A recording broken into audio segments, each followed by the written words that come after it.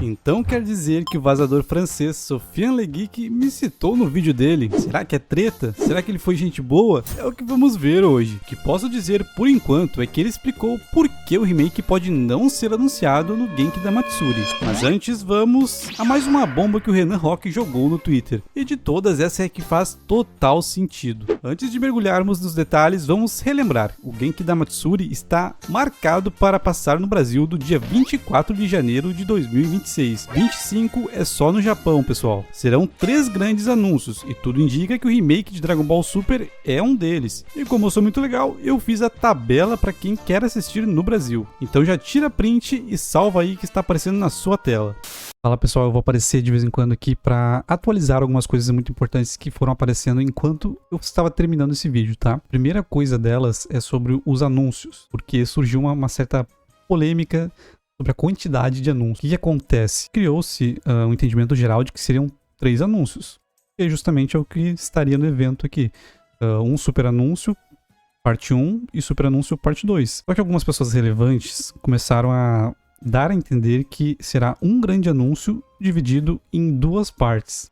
Provavelmente eles vão mostrar então um pouco no início, depois apresentam o jogo e apresentam mais coisas. Bom, quem confirma essas coisas, ou pelo menos dá a entender que pode ser assim, são as contas mais relevantes, como o do Super Chronicles, onde ele respondeu uma pessoa que disse que... Onde ele respondeu uma pessoa dizendo o seguinte, onde ele respondeu o seguinte: não sei o quão sincero é o que você está dizendo, mas minha pergunta é, quem disse que haverá 2 anúncios de projeto? Pelo que me lembro, sempre dizia, anúncio exclusivo parte 1 e parte 2. Portanto, poderia ser um único anúncio discutido em 2 painéis de pau. Então, mas tem mais prints também. Depois a gente tem o Venix, que é outra pessoa com muita credibilidade. Ele respondendo, uma pessoa também disse...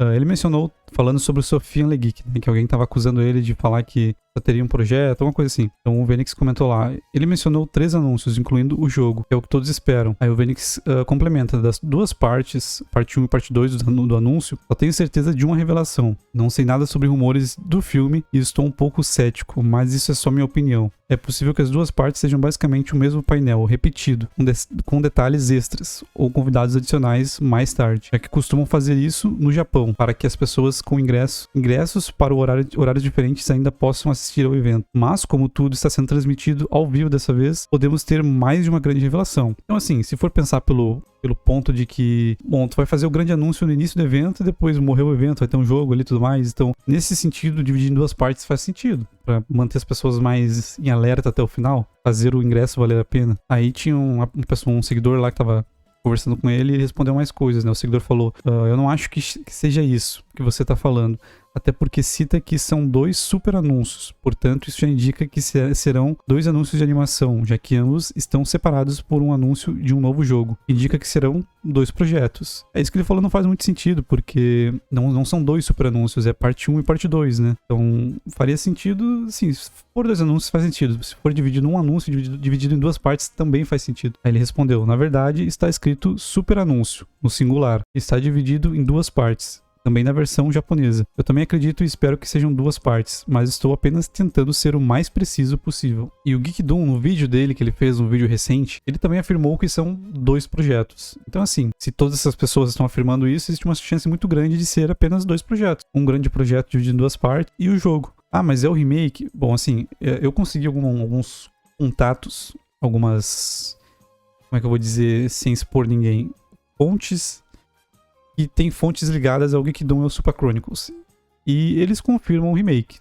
Então assim, existe mais de uma confirmação de lados diferentes que existe um remake.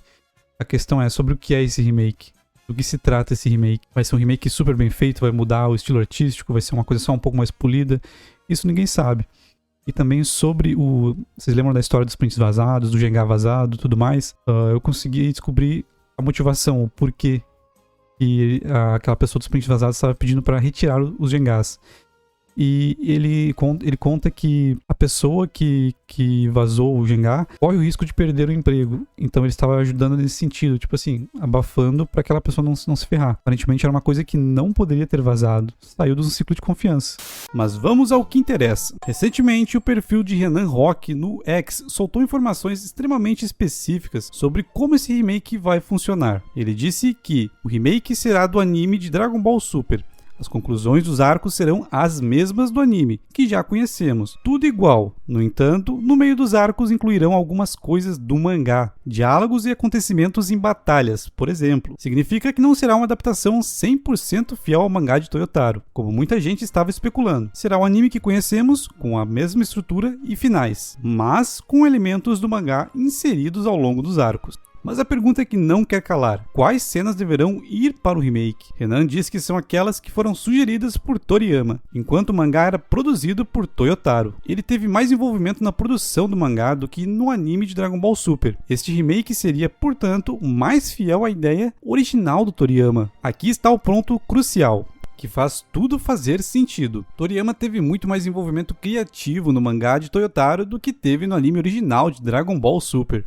Ele supervisionava, dava sugestões, ajustava roteiros. Enquanto isso, o anime da Toei muitas vezes seguia seu próprio caminho. Então, por este motivo, deverão vender este remake como um Dragon Ball Super do jeito que o Toriyama imaginou. Este vazamento ganhou força após um famoso leaker do X falar sobre canonização de eventos neste remake de Dragon Ball Super. Essa expressão é importantíssima, significa que cenas e momentos que existiam apenas no mangá e que Toriyama aprovou diretamente serão incorporadas ao anime, tornando-se oficialmente parte da continuidade principal. E a quarta parte do vazamento menciona o Daima. Bom, quanto ao Daima, pelo que estão falando, será totalmente ignorado mesmo, segundo o Renan. E se a ideia é seguir o mangá e as ideias de Toriyama, talvez não faça muito sentido colocar o Daima no meio, porque estaria alterando o rumo da história. Então vamos analisar por que essa abordagem é brilhante e respeita o legado de Toriyama. Primeiro, manter a estrutura do anime garante que os fãs que cresceram assistindo Dragon Ball Super vão reconhecer a história. Os finais dos arcos permanecem os mesmos, a progressão narrativa é familiar, isso evita alienar o público que já conhece e ama o anime. Segundo, adicionar elementos do mangá que o Toriyama supervisionou pessoalmente, que significa que estamos recebendo a visão mais próxima do que o criador original realmente queria, e com as aprovações dele. É basicamente pegar o melhor dos dois mundos e juntar. E aqui está o elemento emocional. Vender isso como Dragon Ball Super do jeito que o Toriyama imaginou não seria apenas marketing, mas sim uma verdade também. O mangá reflete mais fielmente a visão dele, porque ele estava ativamente envolvido. Ele lia os capítulos, fazia correções e sugeria mudanças. Após a morte de Toriyama, em março de 2024, há um desejo compreensível de honrar seu legado da forma mais autêntica possível. E qual a melhor forma de fazer isso do que incorporar as ideias que ele pessoalmente aprovou e sugeriu para o Toyotaro? Isso também explicaria por que o Daima seria ignorado. Daima foi produzido com o envolvimento de Toriyama, mas é uma história separada, um desvio da linha principal. O foco do remake é aperfeiçoar e canonizar a história principal de Dragon Ball Super, a continuação direta de Dragon Ball Z. Você pode argumentar que a obra original é só do mangá e tudo mais, mas assim, vamos lembrar que o GT era, digamos assim, canônico até todo mundo achar que ele era ruim. Então assim, no final das contas, canônico é aquilo que é bom e o pessoal aprova e gosta, né? Agora o Renan Rock termina o vazamento com uma ressalva importante, dizendo que são apenas vazamentos e tudo pode ser diferente do produto final. E isso é importante de ressaltar, são vazamentos. Pode ser um vazamento antigo, pode ser um vazamento fora de contexto, e assim também pode ser um vazamento errado, mas como eu falei, vazamentos são